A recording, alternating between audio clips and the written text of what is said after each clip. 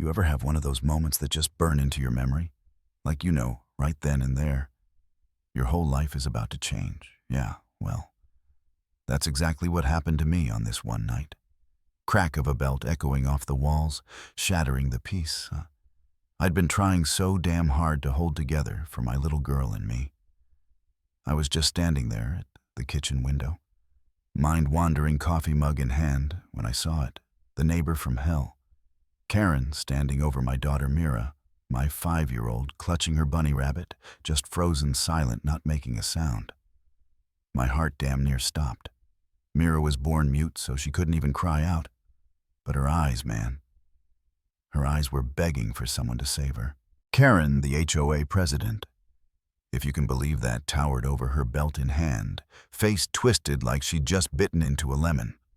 That belt gleamed in the streetlight as she brought it down on Mira's arm. My baby whimpered barely a sound, but it cut right through me. And Karen, she didn't miss a beat, barking, "Stop that hand-flapping nonsense.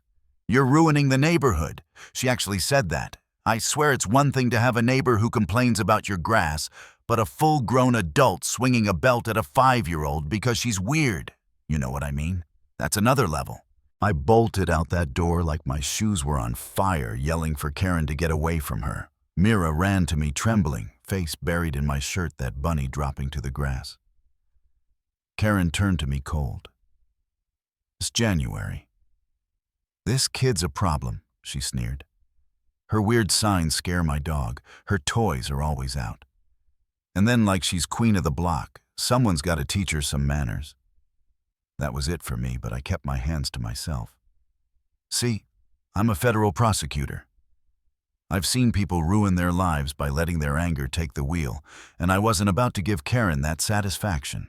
So I scooped up Mira's bunny, carried her inside, and just held her, while her silent tears soaked through my shirt. Tucked her in that night, her little hands shaking as she signed to me. Why does she hate me? And I'm telling you, it was all I could do not to break down. I signed back. "She doesn't know how special you are. I promise you, Mira, I'll fix this."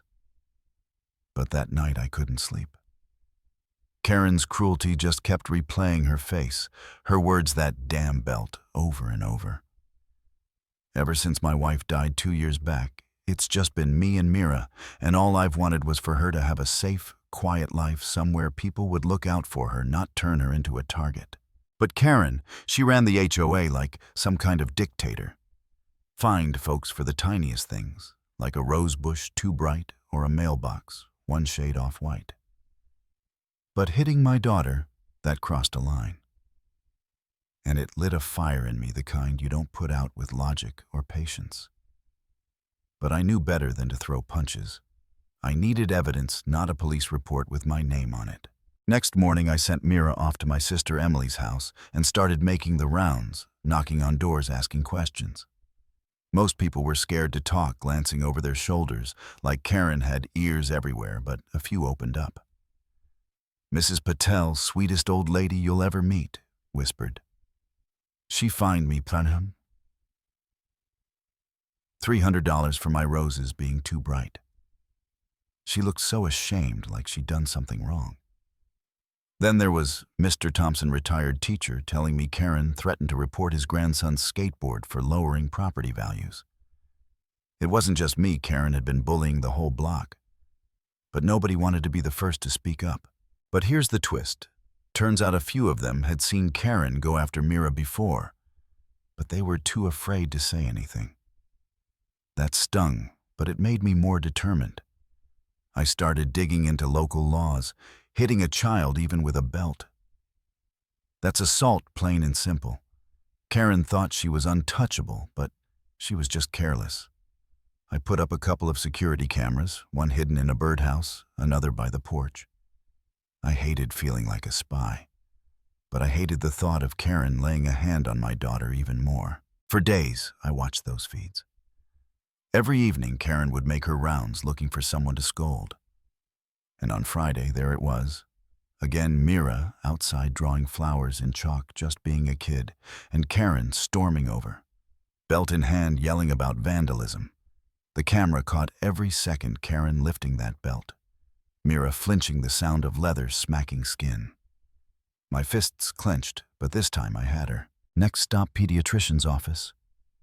The doctor took one look at Mira's bruises, shook her head and said, "These are from repeated strikes."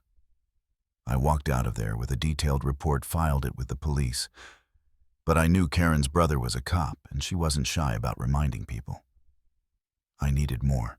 So I started digging through public records at work. Karen had a history. 12 years back. She'd been charged with assault, but wriggled out of it. On a technicality, moved here, changed up her name. Classic. And she'd buried a pile of HOA complaints, dozens of them, unfair fines, threats, all kinds of mess. That's when I called the neighborhood meeting. Couldn't stop that, without looking suspicious. Packed house, 60 neighbors, and Karen sitting up front, arms crossed, smirk on her face like she owned the world. I stood there, hands shaking, but voice steady, and told everyone exactly what Karen had been up to. When I played the video of her striking Mira, you could feel the air shift. Gasps, whispers. Mrs. Patel started crying. Mr. Thompson looked ready to throw down. Karen tried to brush it off, claimed it was fake, but I held up the doctor's report, passed out copies of the old complaints. The room turned against her fast. "You fined me $500 because my fence was an inch too tall," someone shouted. Another yelled about Christmas lights. Karen looked around for an ally and found nothing but angry faces. I told everyone the law laid it all out: assault, child abuse, HOA violations, embezzlement. Karen tried to bluff about her cop brother, but I'd already checked he'd been suspended for corruption. The spell broke. I called for a vote to remove her, and people's hands shot up so fast you'd think they were trying to catch a train. Even the folks who'd been scared just hours before found their courage. Karen got dragged out, clipboard flying, screaming like it was the end of days. But for me, it wasn't enough just to get her out. I sent all the evidence, videos, doctor's notes, neighbor statements to the state HOA board and to my contacts at the federal level. Turns out Karen hadn't just been cruel. She'd been stealing from the HOA, pocketing thousands in fines, spending them on vacations, and who knows what else. Meanwhile, Mira was struggling. She stopped playing outside, barely slept, waking up from nightmares, signing. Is she coming back? It broke me watching her lose her spark. I found a therapist. Miss Carter, who worked wonders getting Mira to draw her feelings at first. Just dark scribbles, then slowly flowers and butterflies crept back in. The neighborhood rallied too. Mrs. Patel started baking cookies for Mira, leaving them with little notes: "You're stronger than you know." Mr. Thompson set up a chalk drawing party for the kids. And the Garcias, a young couple down the street, brought over a new sketchbook. Bit by bit, I started to see Mira smile again. 10 days later, police showed up at Karen's house. Whole block watched as she got led away in cuffs, still shouting about her rights, but nobody cared. Charges stacked high: assault, child endangerment, embezzlement. The trial was quick but hard. I had to take the stand, show the footage, talk through the doctor's report. But Mira never had to testify. The evidence spoke for her. Neighbors lined up to tell their stories. Mrs. Patel talked about Karen threatening her family. Mr. Thompson described her bullying his grandson, and the prosecutor laid out all the HOA funds Karen had siphoned off. The judge, tough lady, didn't take any crap, sentenced Karen to 5 years plus restitution. Mira's therapy would be covered by Karen by court order. When Karen was led away, she glared at me, but I just stared back. "You hurt my daughter, you pay the price." Simple as that. Recovery didn't happen overnight, not for Mira, not for any of us. Miss Carter kept working with her, and one day Mira drew a picture of our house, her and me holding hands under a bright sun. She signed safe with a little smile. I lost it right there. Framed that picture, put it right up in our living room. The neighborhood changed too. We elected Mrs. Patel as the new HOA president, kindest person you'll ever meet. The rules eased up, fines disappeared, kids played in the street again. Thompson started reading stories at the community center, Mira right up front signing along. The Garcias threw barbecues, everyone showed up, laughter echoing down the block. About 2 months after Karen was gone, we had a big picnic. Food everywhere, Mira's drawings taped up on the tables, kids running wild, chalk dust everywhere. Mrs. Patel hugged me, tears in her eyes, said, "You saved us all." I just nodded toward Mira, who was drawing a heart in the air. No, she did. That night on the porch, Mira snuggled up to me, her bunny under her arm, signed, "Is she really gone?"